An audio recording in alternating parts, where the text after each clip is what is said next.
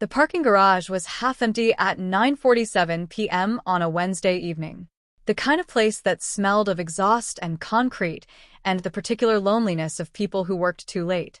Nadia Castillo walked to her car with a paper bag of groceries in one hand and her phone in the other, reading something that almost made her smile. She became aware of them before she heard them. That was habit. 11 years of building something no one was supposed to find had given her a threat calibration that ran beneath conscious thought, quiet and constant as a heartbeat. 3 men. Coordinated. Professional in the way that meant they had watched her before tonight. She had 2 seconds. She calculated the cost of resistance against the value of information. Who sent them? Why now? What they wanted. Compliance 1. She set the grocery bag down carefully, tomatoes balanced on top, before they reached her. She would think about those tomatoes later, sitting in the dark of an unfamiliar room, and find it almost funny. They took the wrong woman. They just didn't know it yet. Before we begin, if thrillers with dangerous women are your thing, comment, subscribe, and hit the bell. A new story drops every week. Now, let's go. The room was better than she expected. That was the first data point. High ceiling, plaster molding, a window with bars that had been painted the same cream as the wall. Someone's attempt at discretion that struck her as more aesthetic than practical. A bed with actual linen, not the institutional kind. A writing desk, empty. A bathroom with a door that locked from the inside, which told her something about the household's sense of protocol that she filed away immediately. She sat on the edge of the bed and took stock.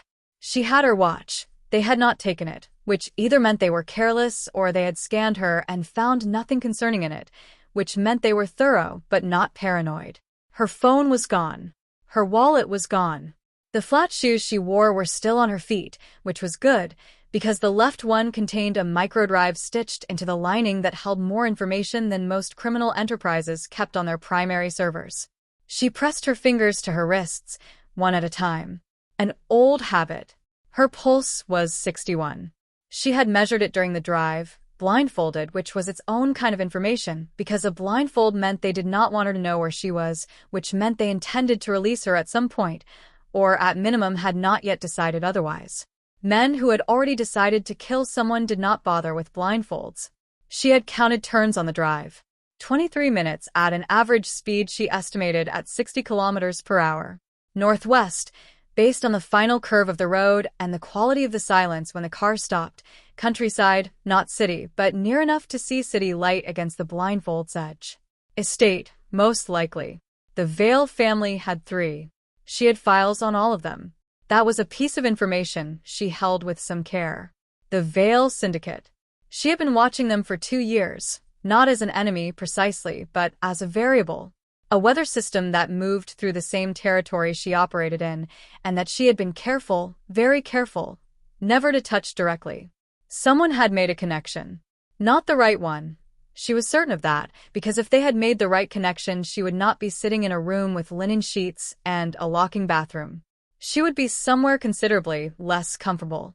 But they had found a thread, some fragment of a front she used that had been touched by someone who was touched by someone who was touched by the Vale operation, and they had followed it here. She lay back on the bed and looked at the ceiling and thought carefully about the next 72 hours. The door opened at 11. She had not been asleep. She was performing the stillness of sleep, which was different, and she heard the quality of the footstep. Male, approximately 80 kilograms, controlled gait. Not a guard. Someone who moved through rooms with the particular economy of a man accustomed to having them. She did not open her eyes. The footstep stopped near the door. A long pause, the kind that was listening, not thinking. She kept her breathing even. After a moment, the door closed again, and the footstep retreated. She opened her eyes and looked at the ceiling. Enzo Vale, she thought. She had seen photographs. She had read 3 years of financial intelligence on him, 2 years of operational assessments, a psychological profile compiled by a former Interpol analyst she employed on contract. She knew he was 38, that he had studied economics in Turin before his father died and the business became his, that he had a grandmother named Lucia who was the actual moral authority of the household, and that he had a habit of checking on things personally rather than trusting reports, which was, in her professional estimation, the only reason his operation had survived as long as it had. She also knew he was the man who had ordered her taken from a parking garage on a Wednesday night, and that he had come to look at her before he slept, and that whatever he had found in that look he had taken away with him into the dark of his own wing. Good, she thought. She wanted him curious. In the morning she asked for coffee. The guard who brought her breakfast, a young man, earnest, clearly unhappy about the particular duty he had been assigned, set the tray on the desk and turned to leave. She said, from the bed, without particular emphasis, "Could I have coffee? I don't function well before it, and I imagine your employer wants me functional." The young man stopped. He looked at her. She looked back with the expression she used in boardrooms, attentive, neutral, faintly expectant. He brought coffee.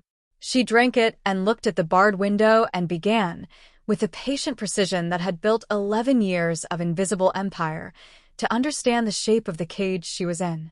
She's already calculating. Already 3 steps ahead. Drop your thoughts in the comments if you already know this woman is not leaving this house empty-handed. Enzo Vale came to interrogate her at 10 o'clock the following morning, and he did not come alone. There was a man behind him, older, 50 or so, with a kind of face that had settled into permanent watchfulness. This was the consigliera. She had a name for him in her files, Ricci. Salvatore Ricci, 61, former detective, a man who had crossed from one side of a table to the other in his late 30s and never looked back. He was the most dangerous person she had expected to encounter in this building, and she had prepared accordingly. Enzo himself was different from the photographs. Photographs flatten people. They gave you geometry, the set of the jaw, the distribution of weight in a face, but they did not give you temperature. Enzo Vale ran at a temperature she recognized, the controlled cool of someone for whom composure was not a performance but a discipline, something trained rather than natural, maintained at low continuous cost. She ran at the same temperature. She noticed this the way you noticed it when someone else in the room spoke your language. He sat down across the desk from her. Ricci stood near the door. Enzo folded his hands on the desk surface and looked at her with the directness of a man who had decided small talk was not a useful investment. "Your name," he said. "Nadia Castillo." "Your connection to the Ferretti operation." "I have no connection to the Ferretti operation." "You transferred funds through a shell registered to a holding company with Ferretti ties in 2021. "I transferred funds through a shell," she said. "I don't vet the ownership history of every vehicle my accountant uses. If there's a Ferretti connection, it predates my use of it by at least 18 months. I can have documentation to that effect within 48 hours. She paused. "If you return my phone." Ricci shifted near the door. Enzo's expression did not change. "What is your business, Ms. Castillo?" "Art consultancy. Acquisition and authentication, primarily for private collectors in Northern Europe. I also manage a small investment portfolio for 3 family offices." She said it the way she always said it, with the mild precision of someone who found their own work slightly boring, which was the most effective possible delivery for a lie told in plain sight. "That generates the income you appear to have." "It does over time." She looked at him steadily. "Art is a long game. Patient money." He was quiet for a moment. She could feel him testing the edges of what she had given him, not looking for a crack yet, just taking dimensions. He was good at this. She had expected him to be good at it, but the reality of sitting across from it was different from the expectation, and she made a note to revise her assessment of the psychological profile she had paid for. "You're not frightened," Ricci said from the door. His voice was flat and deliberate, the voice of a man who had learned to use the observation itself as a tool. She turned to look at him. "No," she agreed. "Most people taken the way you were taken are frightened. Most people taken the way I was taken don't understand what it means," she said. "If you had wanted me dead, I'd be dead. You want information. I can provide information. Being frightened doesn't accelerate that process. It just makes it noisier." Ricci looked at Enzo. Something passed between them. Brief, unreadable. Enzo stood. "We'll speak again tomorrow," he said. "I'll be here," she said and meant it, and watched him register the quality of that reply, the absence of irony in it, the plain statement of a woman who was not trying to get out of this room but was, instead, entirely content to remain in it. He left with the look of a man who had gone into a conversation expecting to take something and had come out with more questions than he arrived with. She poured herself the second cup of coffee from the tray they had left and opened the book on the desk, A History of Venetian Merchant Families, which the household library had provided when she requested it, and began to read. The phone call came on the third day. They allowed her one. Standard procedure, Enzo said, delivering this information himself rather than through a guard, which was a choice she noted. She was permitted to call her assistant and confirm she was unharmed. Her assistant's name was Petra. She was 44, had worked for Nadia for 7 years, and was the only person in the world who understood the full architecture of what Nadia had built. She answered on the second ring. "I'm fine," Nadia said, in the warm, slightly strained tone of a woman reassuring someone who cared about her. "I don't know when exactly, but I'll be home. Can you handle the Mulheim file this week? And the quarterly figures for the foundation. Use the Venice contact, not the Rotterdam one." She paused. "And remind Marco, I need those 3 art certificates by Friday, or the whole acquisition falls through." Petra said she understood. They hung up. For instructions. Encoded in the specific vocabulary she and Petra had built over 7 years, the Mulheim file meant freeze the Eastern accounts and document everything. The Foundation's quarterly meant instruct the Macau channel to go dark. The Venice contact, not Rotterdam, meant reroute the legal correspondence through the backup structure.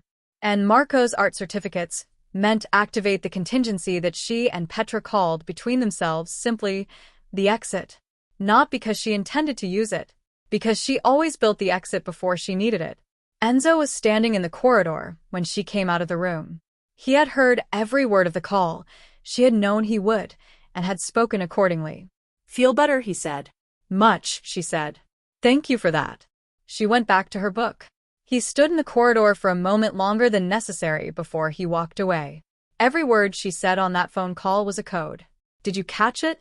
Comment below what you think she's really planning. I read every single one. By the end of the first week, she knew the following things about the Vale estate.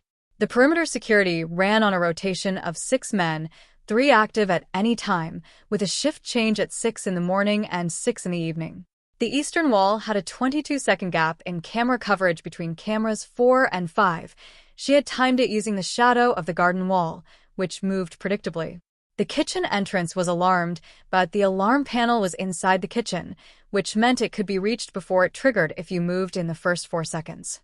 She had no intention of leaving through any of these gaps, but she noted them with the thoroughness of someone who always understood the room they were in. The household ran on a staff of 12.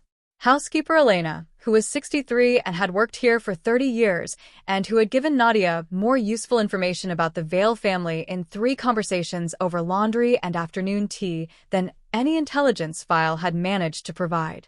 A groundskeeper, 2 cooks, 5 household staff, 2 men who were identified as staff but moved and dressed and stood like security.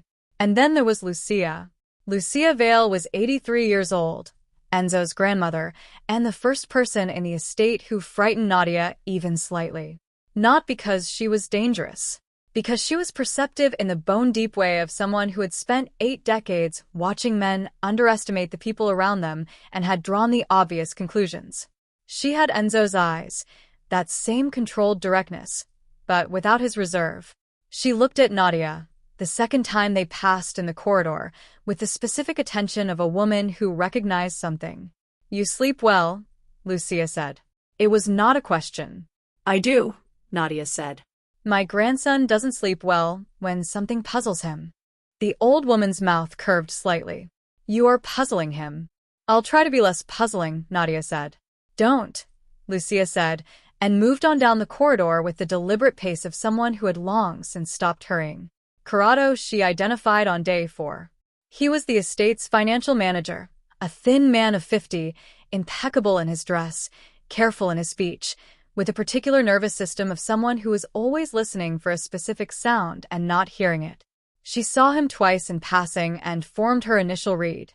She confirmed it on the 5th day, when she was permitted to walk in the garden and past the study window where he worked. She could not hear the call he was taking, but she could see his face. the posture. The specific way his hand moved to the back of his neck at one point in the conversation.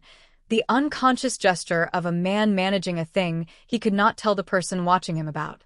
Corrado was managing something private. Something that used the estate's eastern financial infrastructure. She did not know this for certain. She was reading a posture through glass, but she had been reading rooms for 11 years, and she trusted the read. She began asking Elena, over their afternoon conversations, specific questions about Corrado's habits.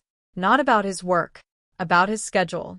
When he ate, where he went on his days off, whether he ever received personal packages at the estate address. Elena answered with the casual thoroughness of someone who had not identified the shape of what was being assembled. By the end of the week, Nadia had a partial picture. It was enough. She did not yet decide what to do with it. She set it aside and continued building. The interrogation sessions continued. Every other day, 10 o'clock, the same formal study. Enzo came alone now. Ricci had appeared twice more and then stopped, which meant either he had concluded she was not an immediate threat, or Enzo had asked to conduct the sessions without him. She believed the latter, and had thought about what it meant. The sessions had shifted. Not dramatically. He was too controlled for drama, but in register. The first week had been structured, question and answer, the rhythm of a man moving through a prepared list. By the second week, there were pauses. Moments where a question led to something unexpected, and he sat with it rather than moving on. She gave him things to sit with, carefully chosen. A fragment of her real childhood, the apartment in Buenos Aires, her mother's specific way of measuring out coffee, the color of the light in winter.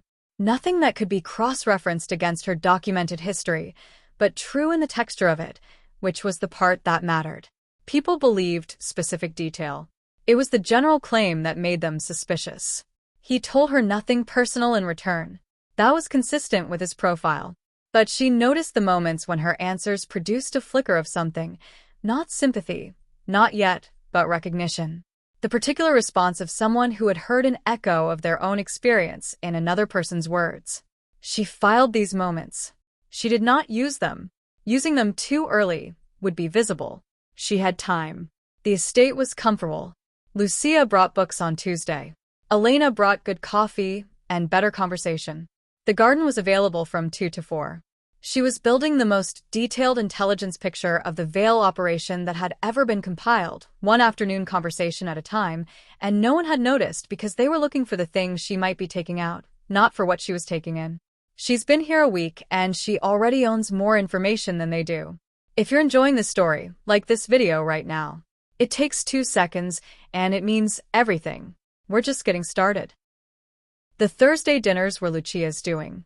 Nadia learned this from Elena, who mentioned it with the careful neutrality of someone who had learned not to have opinions about the decisions made inside this house.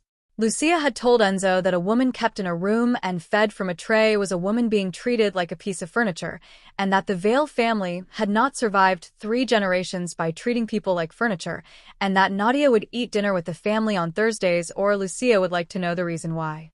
Enzo had, apparently, not provided a satisfying reason. The dining room was longer than it needed to be, the kind of proportions that communicated history rather than function. Lucia sat at one end. Enzo sat at the other. His cousin Marco, 26, dark-eyed, with the look of someone running a continuous internal argument with his own circumstances, sat in the middle and regarded Nadia's arrival with something between curiosity and relief. The presence of an outsider at the table appeared to reduce the pressure of whatever the usual Thursday dynamic was. "Sit," Lucia said, indicating the chair to her right. Nadia sat. The first dinner was careful on all sides. Marco asked questions about art, genuine ones, she thought, or at least genuinely curious.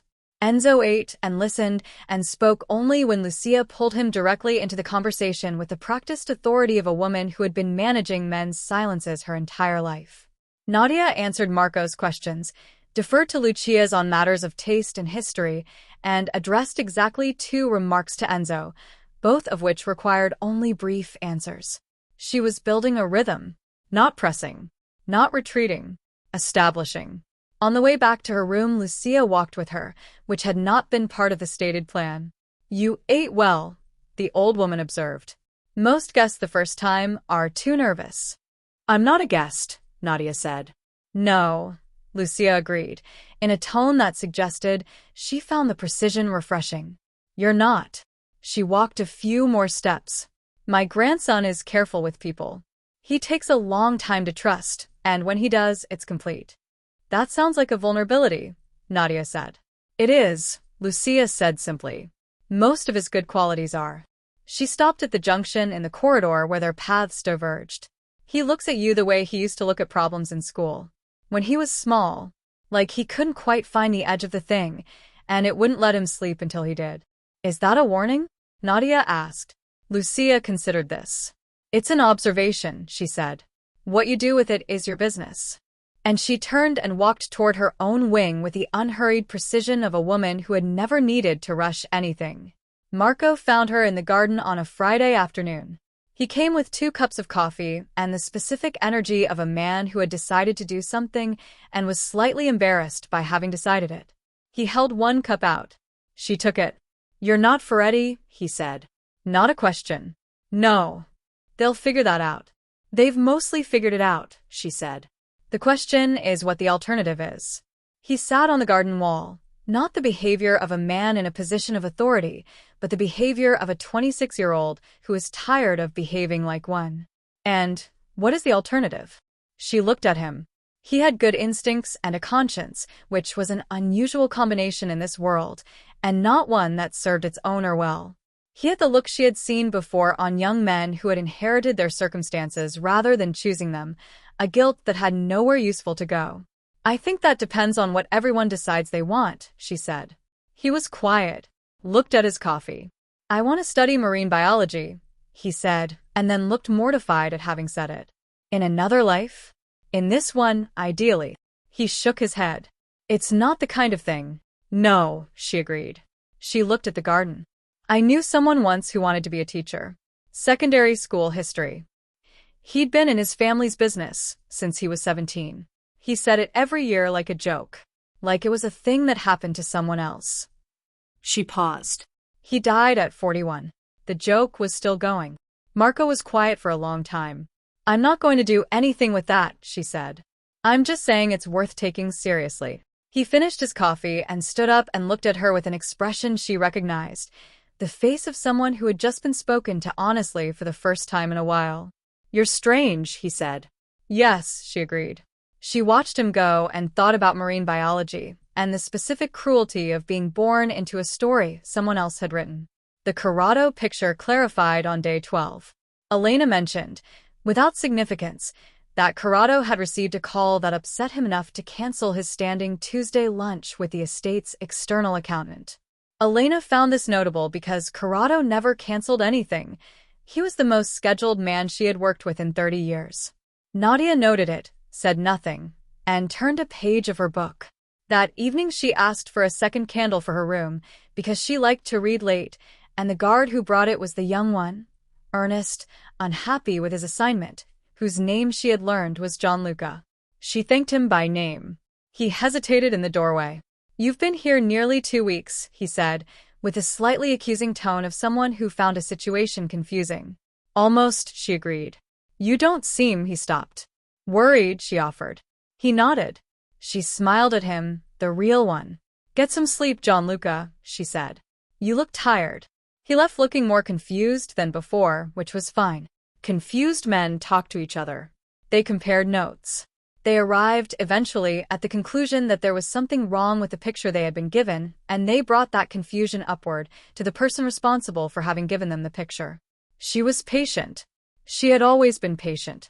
She lit the candle and opened her book and listened to the estate settle into its night sounds around her. She just gave Marco an exit, without him even asking. Comment, Nadia, if you think she's the most dangerous woman you've ever read. And share the story with someone who needs a new obsession. She had not planned to find him interesting. That was the problem with people who were genuinely perceptive. You could not manage them the way you managed everyone else. You could not give them the surface and let them read it and feel satisfied. They found the edges. They came back to the same point from different angles, which was the intellectual signature of someone for whom understanding was not a professional tool, but a genuine need. The interrogation sessions had become something else. She was not entirely sure when. He had stopped asking about the Ferretti connection 3 sessions ago. The questions now were about her business, the way she had built it, the specific logic of the structures she used.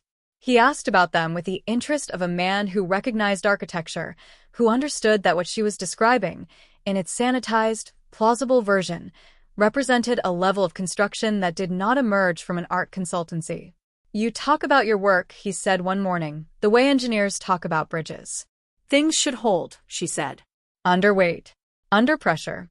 If they don't, people fall." "Who fell?" She looked at him.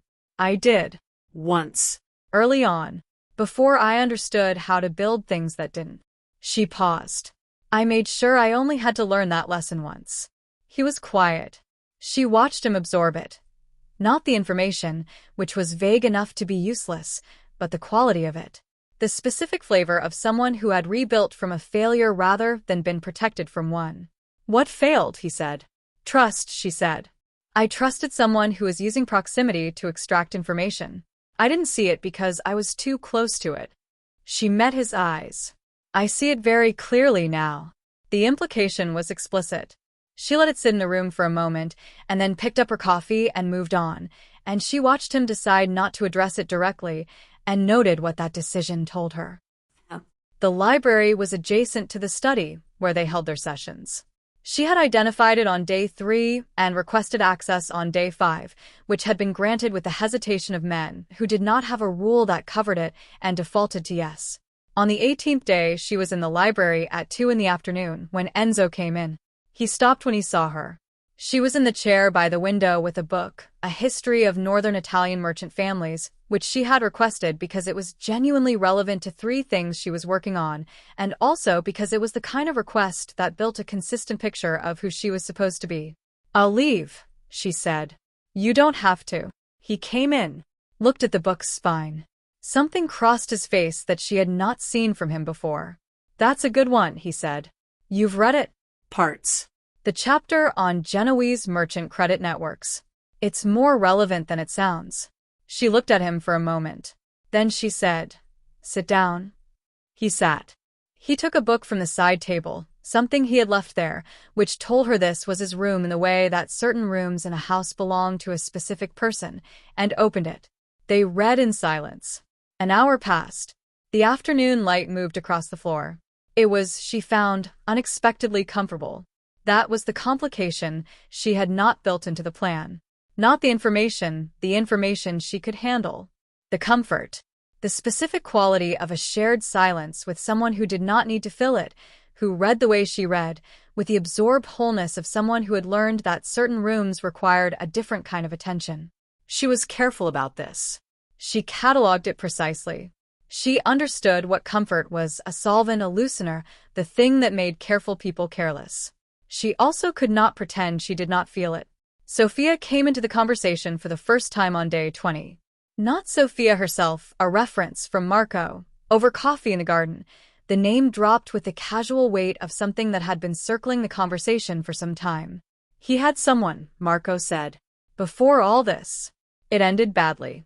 It wasn't dramatic. It was just one of those things where 2 people realize they are not able to give each other what they need, and they choose that clarity over the alternative. He looked at his cup. He doesn't talk about it. But it changed the distance he keeps. It was different before that. She listened. "Why are you telling me this?" Marco considered the question with more care than she had given him credit for, which she had been consistently doing and consistently revising. "Because," he said slowly, "I think you see him. And I think he knows you see him. And I don't know what to do with that." He looked at her. "Do you?" She looked at the garden. "No," she said, which was the truest thing she had said in 3 weeks. Marco nodded like that was the answer he had expected, and somehow the most reassuring one possible. Something just shifted. Did you feel it? Subscribe if you're not already. This story is only getting more dangerous from here. New chapter every single week. Don't miss it. She sent the Corrado file on day 23. Not to Enzo. Not yet. To an external address she had memorized and never written down, a drop point her network used for information that needed to age before it became useful. She sent it in pieces, 3 separate messages, each through a different routing, using the estate's domestic Wi-Fi network which she had accessed through Gianluca's login credentials, which she had obtained through a method that required only observation and a very good memory. The file documented 14 months of irregular transfers from the Vale syndicate's Eastern accounts. Not large amounts, Corrado was careful, but consistent. Patterned in the way that things patterned when someone was making decisions about what to take that were based on what they thought would not be noticed rather than what they actually wanted. She had also, in compiling it, found something she had not expected to find. The Eastern accounts were the accounts she had been watching for 2 years. The accounts through which the Vale operation's ghost enemy, herself, had been running a parallel intelligence operation, bleeding the Vale syndicate's information rather than its money, documenting rather than stealing, building a picture of an organization she had needed to understand before she could decide what to do about it. Corrado had been watching the same accounts, and he had found something. Not her identity, not her network, but a pattern. The shape of a secondary user accessing structures that should have had only one user. He had not acted on it.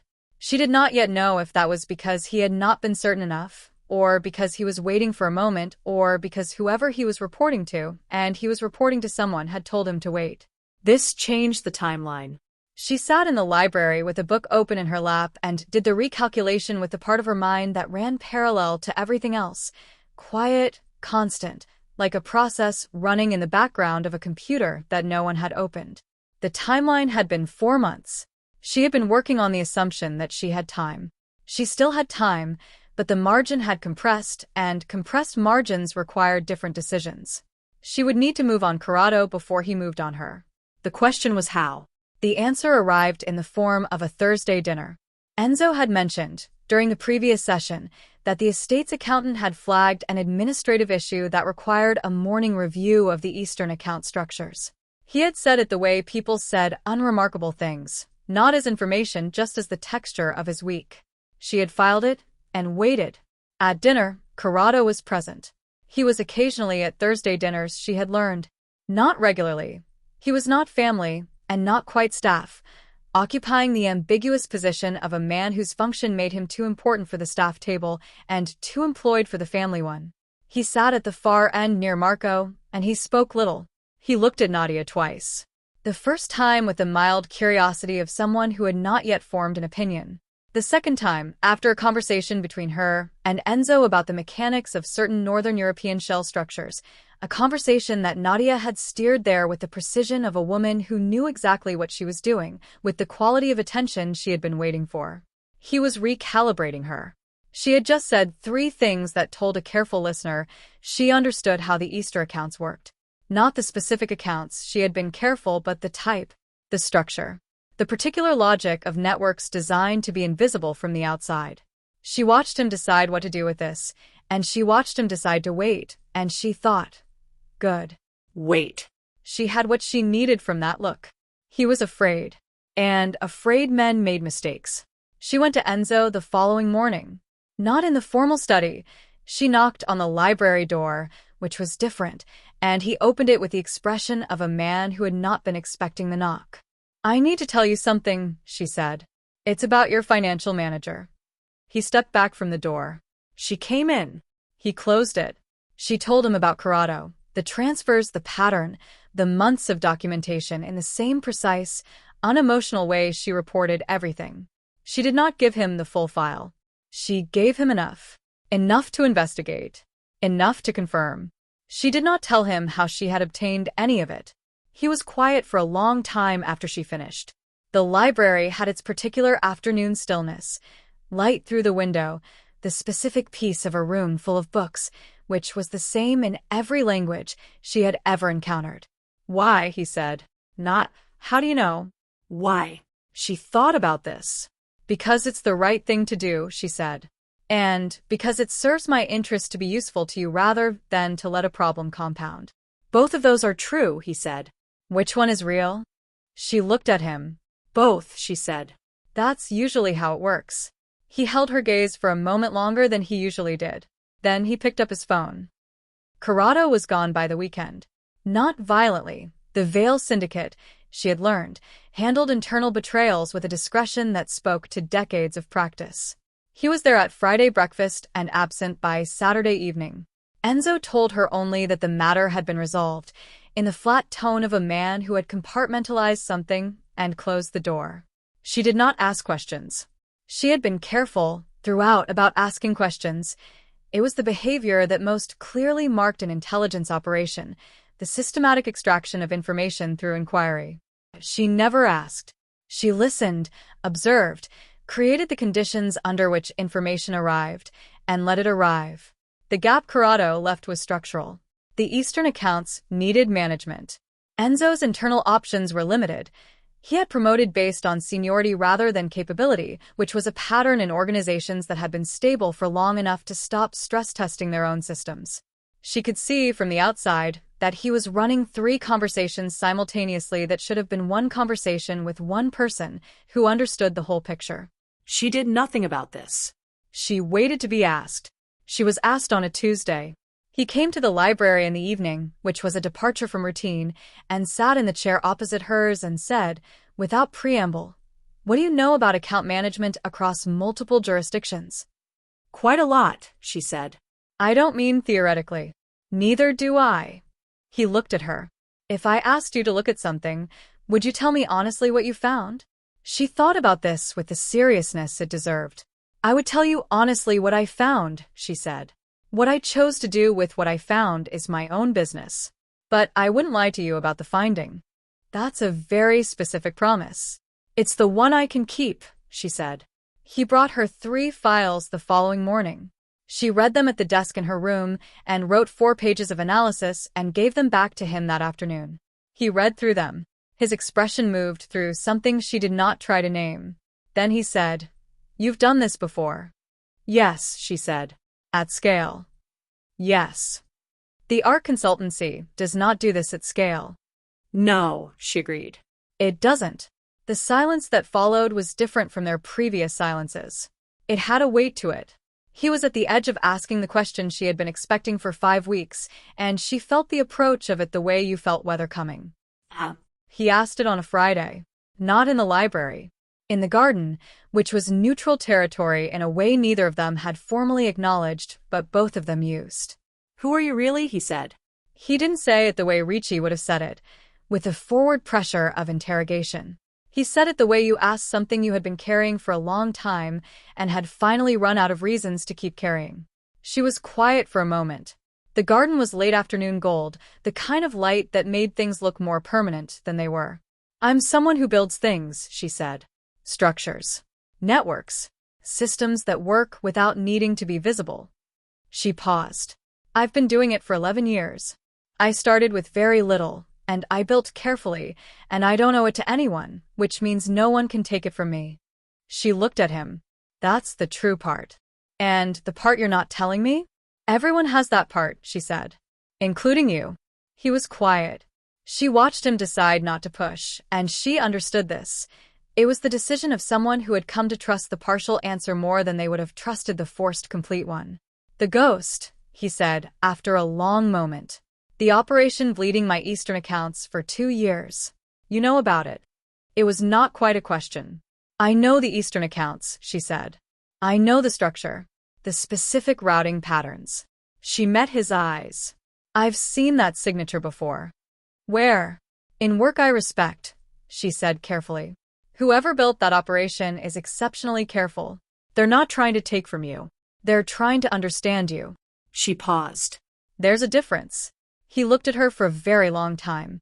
"Yes," he said slowly. "There is." That night she lay awake and did the calculation she had been avoiding. She had the exit. She had had it for weeks. The microdrive, the gap in camera coverage, the 22 seconds, the route she had mapped on her 3rd day. She could leave. Tonight. Tomorrow. Any night she chose. The operation she had come here to execute, understanding the Vale network from the inside, gathering the intelligence she needed to make a decision about what to do with it, was complete. She had more than she had come for. She stayed. She lay in the dark and looked at the ceiling and acknowledged, with the precision she brought to everything, that she was staying because she had chosen to, and that the reason she had chosen to was not strategic.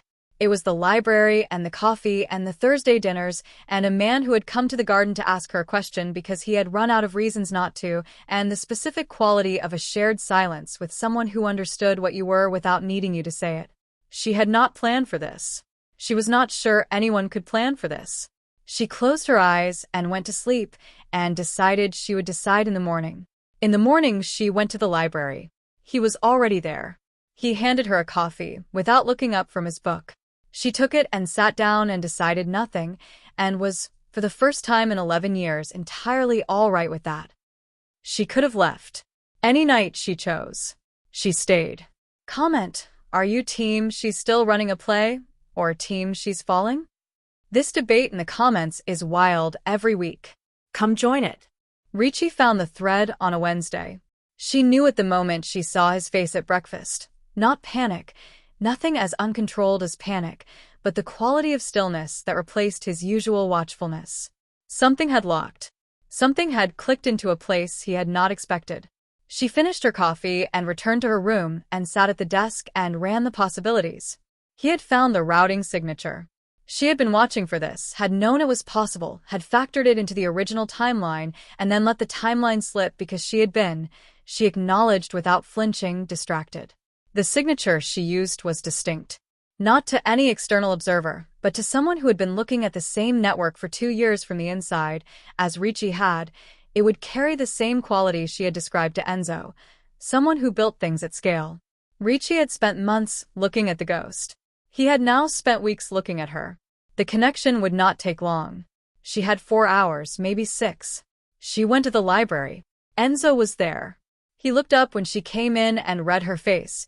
She had not fully composed it, which was a choice, calculated in the 30 seconds between the corridor and the door, and he put his book down. Tell me, he said. And she did. She told him everything. The complete architecture of it, from the beginning. The network she had built, the name she operated under, the 2 years of watching his organization from the outside, and the 6 weeks of watching it from the inside. The Eastern accounts. The routing signature. What she had taken, information, not money, documentation, not damage. What she had planned to do with it. She told him she had engineered her own capture. The men in the parking garage had been following instructions passed through Corrado's compromised channel, instructions she had planted with a specific intention of being brought here, because she needed to see the inside of the Vale operation, and this had been the most direct route available. She told him about the exit, the microdrive, the camera gap, the 22 seconds. She told him she had not used it. She told him that Ricci had found the thread. She did all of this in the same, even tone she used for everything. The tone cost her more than it usually did. He was very still while she spoke. Not the controlled stillness of the interrogation sessions, something different. Something that was managing more than composure. When she finished, there was a silence that was unlike any of their previous silences. It had a different weight, a different air pressure, the specific quality of a room in which something large had just arrived and no one was yet certain what to do about it. You were never in danger, he said finally. The whole time. You were never in danger. No, she said. My men. The interrogations. Ricci. I was always the one with the most complete picture, she said. I'm sorry for that. I'm not sorry for what I needed to understand. He stood. Moved to the window. Stood with his back to her for a long moment, looking at the garden. You had the exit for weeks, he said. Yes. And you stayed. Yes. Why? She thought about this, not the performance of consideration, but the real thing. The honest weight of a question she had been carrying since the night she had lain awake and looked at the ceiling and acknowledged something she could not unacknowledge. Because the operation was finished, she said. And I didn't want to leave. He turned from the window. She had prepared for many versions of this moment. Anger. She had prepared for anger, had built countermoves for it. Betrayal withdrawn behind the wall he used for everything. A call to Ricci. A return to formal captivity while he decided what to do. She had not prepared for him to cross the room and sit down across from her with the look of a man who had just finished a very long calculation and found an answer he had not expected. How much of what happened in this room, he said, carefully, was real? She held his gaze. The library, she said. The coffee. The Thursday dinners. She paused. The conversations. The things I told you that weren't in a file. She paused again. Those were real. But everything else was true, she said. Real and true aren't always the same thing. What I told you is true. How I used it, she stopped. I don't have a clean answer for that. I was doing what I do. And somewhere in the middle of doing it, it became something else, and I didn't stop it becoming that. He was quiet. She waited. Ricci is going to come to me tonight, he said, with what he's found. And I'm going to have to decide what I tell him. Yes, she said. What do you think I should tell him? She looked at him. I think, she said, that's the first question you've asked me in 6 weeks that I genuinely don't know the answer to. Something moved in his face. She thought it might have been, for the first time, entirely unmanaged. Ricci came at 9. She heard the knock from her room. 3 corridors away, the estate's acoustics being what they were, and the particular quality of the subsequent quiet that meant a door had been closed for a private conversation. She had her bag packed. Not from panic. From habit. She always had the bag packed. She sat in the chair by the window and listened to the estate and waited. An hour passed. She read. The reading was genuine. She had never been able to perform concentration, only achieve it, and right now concentration was the thing that kept the other thoughts from taking up space she needed for something else. At 10:15 the knock at her own door came. She opened it expecting Enzo. It was Lucia. The old woman was in her dressing gown, which Nadia had never seen before. She had a quality of permanent presentability that made informal clothes seem slightly incongruous. She looked at Nadia. She looked at the bag on the bed. She came in without being invited, which was consistent. I know what you are, Lucia said. I know you do, Nadia said. I knew in the first week. Lucia sat in the chair with the authority of someone for whom any chair was a throne. My husband built a network like yours. Smaller. Less sophisticated. But the same grammar. She folded her hands. The way you listen. The way you walk into a room and find the exits without appearing to look. The way you are never surprised, only recalibrating. Nadia sat on the bed. You didn't tell him. No. Why? Lucia was quiet for a moment. The estate settled around them, its old sounds, the particular voice of a building that had been holding people's secrets for a long time. Because he needed to find you himself, she said. If I had told him, you would have been a problem to solve.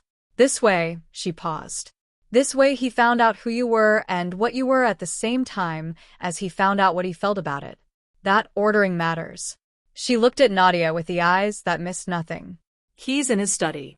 He sent Ricci away. What did he tell him? He told him, Lucia said precisely, that the ghost operation had been identified as belonging to a network that was now, as of tonight, a formal ally rather than an adversary, and that the matter was resolved at his discretion. She paused. Ricci is not happy. Ricci is rarely happy, Nadia said. No, Lucia agreed. But he's loyal, which is more useful. She stood. The bag, she said, nodding toward it. You were going to leave tonight. I always have the bag packed, Nadia said. It's not a decision. It's a habit. There's a difference between packing a bag, Lucia said, and walking out the door. She moved toward the exit with her unhurried precision. My grandson is in his study. That's all I'll say. She left. The door sat open. Nadia sat for a while. She thought about 11 years. About what it had cost to build something invisible, not just the work, but the specific loneliness of it. The discipline of making yourself unknowable to everyone as the price of being unseen. The apartment. The false wall. The server room behind it. The files and the networks and the careful architecture of a life designed for one person. She thought about a man who read histories of falling empires to understand how to prevent his own from falling, and who had come to her with coffee he claimed to have made too much of, and who had sat across from her in a library for an hour in complete silence and found that comfortable. She thought about the bag on the bed. Then she stood up and left the bag where it was and walked down 3 corridors to the study, with the light under the door. She knocked. "Come in," he said. He was at the desk. He looked like a man who had been very still for a long time. He looked at her when she came in and did not say anything immediately, which was, she had learned, how he processed things that mattered. She sat in the chair across the desk. Their positions from the interrogation sessions, the same furniture, the same light. Different weight in the room entirely. "I packed a bag," she said. "I know.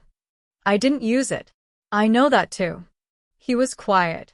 Then, "Why?" "Because leaving is easy," she said. "I have always been exceptional at leaving. I built an entire life around the logistics of it." She looked at him. "I wanted to try something I'm not exceptional at." Something shifted in him. She watched it the way she watched everything, with full attention, without performance. "The network," he said. "What you built. What you know about mine. That it doesn't disappear because we've had a conversation in a library." "No," she agreed. "It doesn't. We have to decide what to do with it. Together?" The words sat in the room. She had not heard it directed at her in this specific sense in 11 years. It landed with the weight of something she had not known she had been missing until she heard it. "That would require a significant reconfiguration of how I operate," she said. "Yes," he said. "It would." She looked at him. "It would also require a significant reconfiguration of how you operate." "Yes," he said again. He held her gaze without the reserve he usually held it with. "I'm aware of that." She was quiet for a long moment.